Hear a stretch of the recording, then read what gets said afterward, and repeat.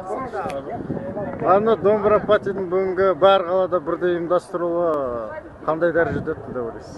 Енді біз бір 7 миллион адамдай қатысқан шығар, сол қалаларда сонша адам бар деп ойлаймын.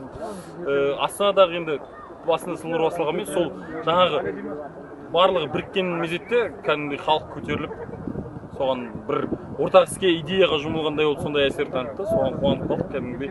Жақсы, енді домбыра патидің бүгінгісі ғана кішкене енді Астанадағы күннің райына байланысты шығар, азап соғында болған сияқты өз көңілімізге. Бірақ халық риза, әйтеуір біз соған ризамыз, халықтың қуанышына қарап. Енді халықтың бұлай флешмобшындегі флешмоб түрінде әрі қарай тағы да ұйымдастырып, жетілдіріп, бірге барлығын видео конференция түрінде де жасауға тырысатын боламыз. Енді бүгін бірақ бір істің айналасына, жақсы істің жан-жағына ұйымдастырылатынын танытты деп ойлаймын осы. Қандай нәтиже береді деп ойлайсыз? Енді ол түптің түбінде ол нәтиже беруі, бір нәтиже күтілуі сөзсіз немес, сондай бір мұрат емес басты. Ол жай ғана әуелде кешкі серуен түрінде ұйымдастырылған нәрсе ғой, бұл домбыра пати деген.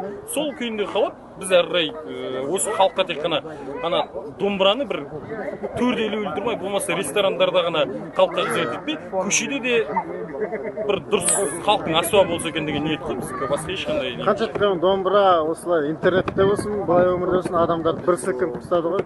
Иә, ол енді біз енді өзіміз енді бастамашы ретінде оны не істей алмаймыз.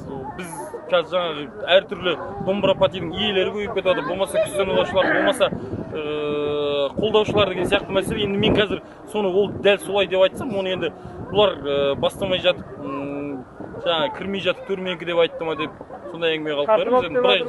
Бұлай жалпы енді өзіміз жүрегімізде сезінеміз. Жалпы өзіңіз көңіліңізден шығып жатсыз, ризасыз.